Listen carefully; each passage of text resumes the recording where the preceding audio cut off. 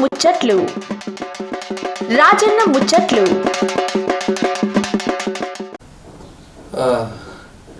శాస్త్రుడు అందరికీ ఎక్కడ వచ్చిన కథ రాదన్నట్టు కదా. ఇప్పుడు వికారాబాద్ మండల ప్రెసిడెంట్ దగ్గరికి వచ్చిన సార్కి వచ్చేసి రాజశేఖర్ రెడ్డి. ఇక సార్ది ఒక విచిత్రం చూడరు, పని మాత్రం చేసుకుంటూ పోతుంటాడు కానీ పేరు మాత్రం ఏదో చెప్పుకోడు.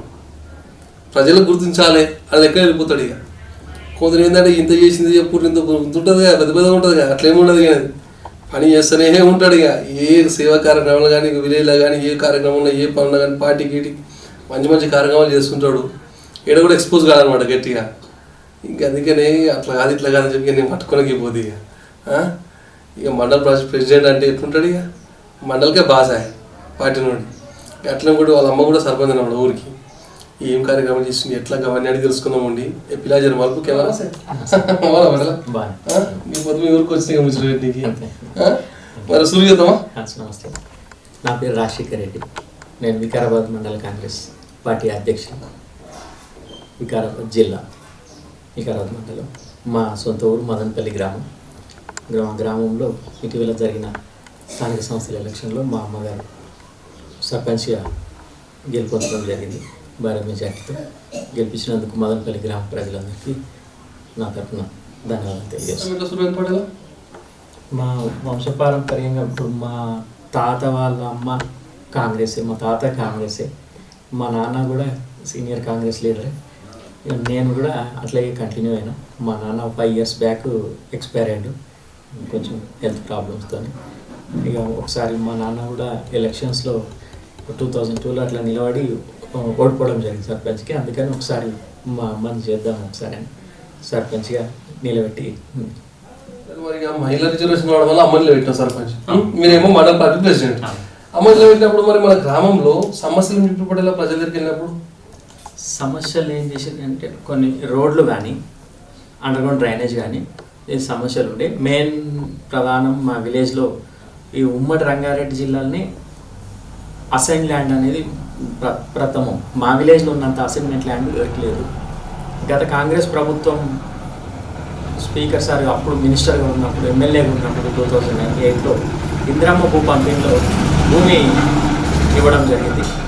ఆ భూ పంపిణీ చేయడం జరిగింది. సుమారు 600 ఎకరాల రైతులకి అప్పుడున్న కాంగ్రెస్ ప్రభుత్వం, అప్పుడున్న ఎమ్మెల్యే ప్రసాద్ కుమార్ సార్ గారు చేతుల మీదకి అప్పుడు ఇవ్వడం జరిగింది. ఆ బుక్కులు ఈ ధరణి వచ్చినాక ఆ రైతులకు ఎవరికి ఆ బుక్కులు ఫారెస్ట్ పంచాయతీతో కొంచెం రాలేదు. మెయిన్ ప్రధాన సమస్య దాని మీదనే ఎక్కువ ప్రజలు మమ్మల్ని ఆ సమస్య తీర్చమని చెప్పడం జరిగింది. సర్పంచ్ ఎలక్షన్ నాకు ఖర్చు ఏం రాలేదు. మా విలేజ్ ప్రజలు ఎవరు కూడా పైసలు అట్లా తీసుకొని ఓట్లేయడం అట్లా ఏమి ఉండదు. లేదు, మా మీద ప్రేమతో మేము ఉన్న సిస్టమ్ అంటే ప్రేమతో మాత్రమే వేసారు. చదువు నేను అంతే డిగ్రీ డిస్కంటిన్యూ. నుంచే నేను ఇంటర్ కాలేజ్ నుంచే అప్పుడు స్టూడెంట్ యూనియన్ గా ప్రెసిడెంట్ గా చేసిన. ఇష్టం స్టూడెంట్ యూనియన్ ప్రెసిడెంట్ గా చేసినప్పుడు తర్వాత కొన్ని రోజులు ఖాళీగా ఉన్నప్పుడు సేవాదల్ జిల్లా ఆర్గనైజర్ గా పనిచేసిన. తర్వాత ఎలక్టెడ్ అసెంబ్లీ యూత్ కాంగ్రెస్ అంటే 18 to 35 బిలో ఉన్న ఏజ్ ఉన్న వాళ్ళని మెంబర్షిప్ చేసుకొని ఓటింగ్ చేపించి elected youth Congress assembly president గా 2012 ఆగిన. మళ్ళీ 2018లో మళ్ళీ సెకండ్ టైం కూడా ఎలక్టెడ్ అయ్యి తర్వాత మళ్ళీ 2022లో సార్ నాకు స్పీకర్ సార్ గౌరవ స్పీకర్ సార్ మళ్ళీ పిలిచి మండల పార్టీ అధ్యక్షునిగా చేయడం జరిగింది. మళ్ళీ ఇటీవల కొత్తగా కూడా మళ్ళీ నన్నే చేయడం జరిగింది. మరి ఈ రోజుల్లో మరి పార్టీ చేంజ్ ఎందుకు కాంగ్రెస్ పార్టీ నుండి? కాంగ్రెస్ పార్టీ దేశ ప్రజలకు కానీ మన తెలంగాణ ఇచ్చింది కాంగ్రెస్ స్వాతంత్రం. అంత బీద ప్రజలకు సామాన్య ప్రజలకు న్యాయం చేయాలంటే ఒక కాంగ్రెస్ పార్టీ సాధ్యం. నాకు కాంగ్రెస్ పార్టీ ఇష్టం. మరి మెజార్టీ చూపెట్టాలి అమ్మకు 200 వచ్చింది. అంత మంచి మెజార్టీ వచ్చింది. మరి మెజార్టీ వచ్చినాక నేను చేసిన డెవలప్మెంట్ కి ఇంకా తగ్గింది అనుకుంటా. తగ్గింది ఇంకా చాలా డెవలప్మెంట్ చేసిన. మరి గెలిచినాక ఎటువంటి కార్యక్రమాలు చేశారు, ఎటువంటి కార్యక్రమాలు చేసినా అడుగుతున్నాను. స్పీకర్ సారు చాలా ఫండ్ పెట్టండి. సుమారు ఈ మదన్పల్లి నుంచి మా ఊరు నుంచి ఎర్రవల్లికి వెళ్ళే ఒకటి రోడ్ ఉంటుంది. అక్కడ మా ఊరు రైతులకు ల్యాండ్స్ ఉంటాయి అక్కడ, మళ్ళా వేరే ఊరికి వెళ్ళే రహదారి కూడా అది చాలా అస్తవ్యస్తంగా ఉంది. అసలు కనీసం సైకిల్ మీద కూడా పోలేని పరిస్థితి. అట్లాంటి రోడ్ను 28 ఫీట్ల రోడ్ బీటీ రోడ్ శాంక్షన్ చేసి రోడ్ వేయడం జరిగింది. విలేజ్ మొత్తం సీసీ రోడ్స్ వేయడం జరిగింది. అండర్ గ్రౌండ్ డ్రైనేజ్ ఇంచుమించు 60% అయిపోయింది. ఎస్సీ కాలనీలో టోటల్ 100% అయిపోయింది. అండర్ గ్రౌండ్ డ్రైనేజ్ అయిపోయింది, సీసీ రోడ్ అయిపోయింది, వాటర్ ప్రాబ్లం అయిపోయింది. ఓసీ బీసీ కాలనీ అన్ని కాలనీల రోడ్స్ అయితే మొత్తం కంప్లీట్ అయిపోయినాయి. ఇంకా మా విలేజ్కి ఇక్కడ మైనార్టీ వాడు కూడా మైనార్టీలకు కూడా రోడ్లు వేయడం జరిగింది. వాళ్ళకు కూడా వాటర్ సమస్య ఉంటే కూడా వాళ్ళకు కూడా వాటర్ సమస్య తీర్చండి. అన్ని కులాలకి అన్ని మతాలకి న్యాయం చేయడం జరిగింది. ప్రసాద్ కుమార్ గౌరవ్ స్పీకర్ సార్ ఆశీర్వాదంతో మా ఊరు చాలా డెవలప్మెంట్ అయింది. మా అమ్మ సర్పంచ్ అయినాకనే అన్ని రోడ్లు వేయడం జరిగింది. మెయిన్ ఇప్పుడు మహిళా బిల్డింగ్ ఒకటి, డ్వాక్రా మహిళా బిల్డింగ్ ఒకటి శాంక్షన్ చేయడం జరిగింది. అంగన్వాడీ కేంద్రం ఒకటి, మహిళలకి ట్రైనింగ్ కోసం ఒక బిల్డింగ్, కమ్యూనిటీ హెల్త్ సెంటర్ ఒకటి, ఫుడ్ స్టోరేజ్ బిల్డింగ్ ఒకటి, ఇట్లాంటివి. మళ్ళీ మెయిన్ రోడ్ నుంచి మా ఊళ్ళోకి వచ్చే రోడ్డు మళ్ళీ మెయిన్ రోడ్కు టచ్ అయ్యేటి. ఆ రోడ్కి సుమారు 1.5 రూపాయలు పెట్టి డబల్ రోడ్ శాంక్షన్ చేయడం జరిగింది. అతి త్వరలో అది కూడా పని స్టార్ట్ కావడం జరుగుతుంది. ఇప్పటికే ఆ రోడ్ పక్కకు ఉన్న UGD underground drainage complete work చేయడం జరిగింది. ఇంకా మాకు ముందున్న టార్గెట్ ఏంటంటే ఊళ్ళో స్కూల్ ఉంది, ప్రైమరీ స్కూల్, హై స్కూల్ ఒక దగ్గర ఉంది. అప్పుడు 2014లో స్పీకర్ సార్ గారు అప్పుడు మినిస్టర్ ఉన్నప్పుడు మాకు స్కూల్, హై స్కూల్ ఊరు బయట శాంక్షన్ చేయడం జరిగింది, మంజూరైంది. అది పిల్లర్స్ వేసి ఇన్కంప్లీట్గా అప్పటికే బంద్ అయిపోయింది. వెంబడే టీఆర్ఎస్ గవర్నమెంట్ రాగానే ఆ పని పెండింగ్ పడ్డది. దాన్ని మళ్ళీ తిరిగి ఆ స్కూల్ కట్టించి అక్కడ హై స్కూల్ని అక్కడ షిఫ్ట్ చేయడం. మా నడి విలేజ్లో మసీద్ అని ఉంటుంది, అన్ని ఏదన్నా అక్కడే సెంటర్ పాయింట్.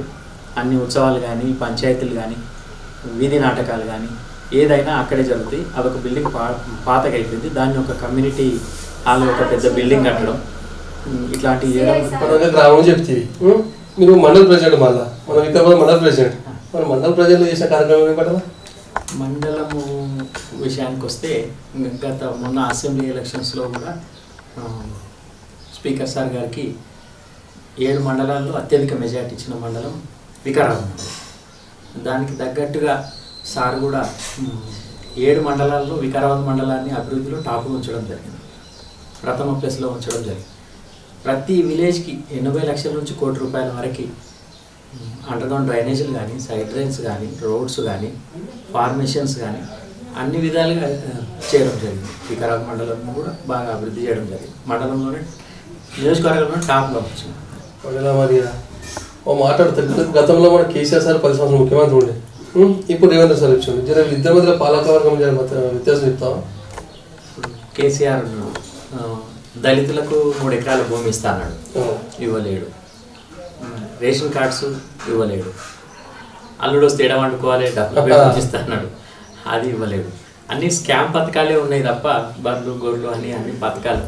మళ్ళా ఏది కూడా ఇప్పటివరకు ఆ ఇచ్చిన హామీలు చాలా మటుకు నెరవేర్చలేదు. రుణమాఫీ చేస్తా అన్నాడు, కొంత ఒకసారి చారానా ఒకసారి చారానా అని ఒకసారి వేసేసిండు, కొంత మిగిలింది మొత్తం విడిచిపెట్టేసేసిండు.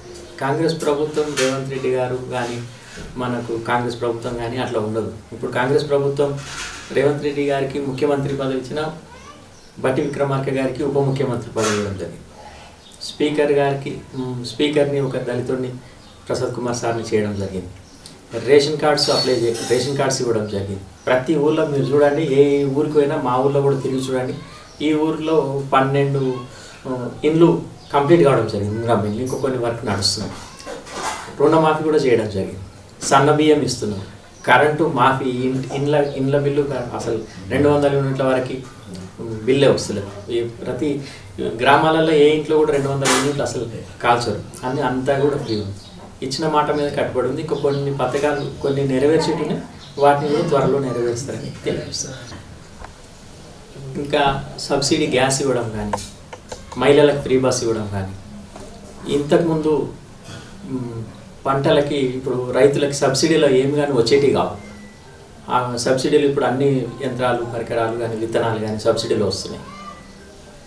అంతేకాకుండా ఇప్పుడు రైతు భరోసా కూడా ఒక ₹1000 పెంచడం జరిగింది. ఇట్లాంటి కార్యక్రమాలు చాలా, ఇంత ప్రభుత్వం నెలకు కొన్ని కోట్ల రూపాయల మితి కట్టుకుంటా కూడా, కష్టం పడుకుంటా కూడా ఇచ్చిన హామీలు నెరవేర్చే దిశగా ప్రయాణిస్తుంది. ఇంత తమాషా మాట్లాడుతున్నాం. సొంత పైసలు ఏమైనా కార్యక్రమాలు చేస్తే ఇప్పుడు ఏమన్నా గ్రామంలో కానీ మండల లెవెల్లో కానీ సొంత పైసలతో కొన్ని కార్యక్రమాలు చేసిన, కానీ నేను అంత ఆర్థికంగా లేకుండా ఉడతా భక్తిగా కొంత చేసిన, కానీ నేను బయటికి చెప్పాను. చనిపోయిన వాళ్ళకి, కొంత పెళ్లిళ్ళ కాబోతున్న వాళ్ళకి, హాస్పిటల్లో ఉన్న వాళ్ళకి కొంత సాయం చేసినాను, కానీ నేను బయటికి చెప్పను ఇప్పుడు కూడా. అది వాళ్ళకి నాకే తెలుసుకునే విధంగా చేస్తాను. మాట్లాడుతూ పోయే ముందు మరి ముందు ముందు మన గ్రామంలో చేయబోతున్న కార్యక్రమం పెట్టాలి. ఇప్పటికే గ్రామంలో 80% డెవలప్మెంట్ అయిపోయింది, ఇంకా కొంత ఉంది. కొంత అంటే అదే స్కూల్ బిల్డింగ్ కానీ, ఒక కమ్యూనిటీ హాల్ పెద్దగా కట్టడం కానీ ఇంకో కొంత ఉంది. ఎక్కువ ల్యాండ్స్ ప్రాబ్లం ఉంది ఇక్కడ. ఆ ల్యాండ్ ఒకటి తీర్చేస్తే ఆల్మోస్ట్ మదనపల్లి గ్రామం మొత్తం అయిపోయినట్టే. ఇంకా ఇప్పుడు ఇక్కడ కొత్తగాడి నుంచి ఇప్పుడు మీరు వచ్చిన రోడ్ చాలా అసలు బాగాలేదు. ఆ రోడ్ కూడా ఆయనలో మొన్ననే శంకుస్థాపన చేయడం జరిగింది, 3 మంత్రులు వచ్చి చేయడం జరిగింది. అది కూడా అతి త్వరలో ఆ రోడ్ కావడం జరుగుతుంది. అంతకి ఇది రాకముందే నేను 2 కిలోమీటర్స్ మదనపల్లి నుంచి ఇక్కడ కొంపల్కి వెళ్ళే దారి 2 కిలోమీటర్స్ శాంక్షన్ తెచ్చి కూడా 8 మంత్స్ అవుతుంది. శిలాఫలకం కూడా స్పీకర్ సార్ వేసుకుని కొంచెం కాంట్రాక్టర్ వేరే పనులలో బిజీ ఉండి లేట్ స్టార్ట్ చేయడం జరిగింది. నెక్స్ట్ మంత్ స్టార్ట్ చేస్తామన్నారు. ఇప్పుడు కొత్తగాడి నుంచి బంటారం వచ్చే మెయిన్ రోడ్ కూడా ఇప్పుడు మీరు వచ్చిన రోడ్డు అది సింగిల్ రోడ్ ఇప్పుడు డబల్ రోడ్ అవుతుంది. ఇక మండలం విషయానికి వస్తే మండలంలో కూడా కొంతమంది రైతులు వాళ్ళ చేన్లకు వెళ్ళే రహదారులు వాటింగ్ చేయమని చెప్పడం జరిగింది. కొంత కల్వాట్లు, ఇక ప్రతి విలేజ్కి వెళ్ళే రోడ్లు అవన్నీ అన్నీ శాంక్షన్ కావడం జరిగింది, మంజూరైనవి. కాంట్రాక్టర్లు స్టార్ట్ చేయడమే ఉంది. ప్రతి విలేజ్ను మాత్రం ఖచ్చితంగా డెవలప్మెంట్ చేసే దిశగా ముందుకెళ్తామని తెలియదు. మరి మన స్పీకర్ సార్ మీకు ఎలా స్పందిస్తాడు? స్పీకర్ సార్ చాలా జోరుగా ఉంటాడు, మస్తు హుషారుగా ఉంటాడు. మీ మాటతో నన్ను ముచ్చట చెప్పుకుంటే సార్ కోసం, ఎందుకంటే నెత్తి మీద ఫోటో పెట్టుకున్నావు ఎక్కడ జర చూపెట్టి పైకి సార్ స్పీకర్ సార్ ఫోటో నెత్తి మీద పెట్టుకున్నామంటే, ఇంట్లో పెట్టుకున్నామంటే ఎంత అభిమానం ఉంటే పెట్టుకుంటుంది. అందుకని రెండు ముచ్చట సార్ గురించి చెప్తారేమంటున్నాను. నా గురువు సార్ అంటే నాకే కాకుండా ప్రతి ఒక్కరికి అందుబాటులో ఉంటాడు. ఏది ఉన్నా ఎప్పుడు కోపం రాదు, నిదానంగా ఏది అడిగినా అర్థం చేసుకొని మంచిగా మాట్లాడి ఏ పనున్నా ఎంబడే స్పందిస్తాడు. చాలా ఇలాంటి వ్యక్తి. నేను యూత్ కాంగ్రెస్ అసెంబ్లీ ప్రెసిడెంట్గా 10 years పనిచేసిన, రాష్ట్రంలో చాలా కార్యక్రమాలు చాలా తిరిగిన, కానీ నేను గొప్ప చెప్పడం అని కాదు, ఇలాంటి నాయకుడిని అయితే నేను చూడలేదు. చాలా మంచి వ్యక్తి. ఎప్పుడు మాకు చెప్తుంటాడు, ఎప్పుడు నిదానంగా అధికారుల దగ్గరికి పోయినప్పుడు మంచిగా క్రమశిక్షణగా పద్ధతిగా మాట్లాడాలి, మీకు ఏదైనా పని కాకపోతే నాకు ఫోన్ చేయాలి అని చెప్పడం. ఏదున్నా ప్రజలు వచ్చినప్పుడు వాళ్ళ సమస్యను మంచిగా వినాలి, విని పని చేసే విధంగా ప్రయత్నం చేయాలి. కాకపోతే నాకు చేయండి, ఫోన్ చేయండి, నేను చెప్తా. కానీ అందరికీ అందుబాటులో ఉండాలి. మనం నమ్ముకొని ప్రజలు ఓట్లు వేసిర్రు, వాళ్ళందరికీ మనం ఎప్పుడు అందుబాటులో ఉండాలి అని ఎప్పుడు మాకు చెప్తా ఉంటాం. సరే, కుదురుతే ఖచ్చితంగా తీసుకెళ్ళి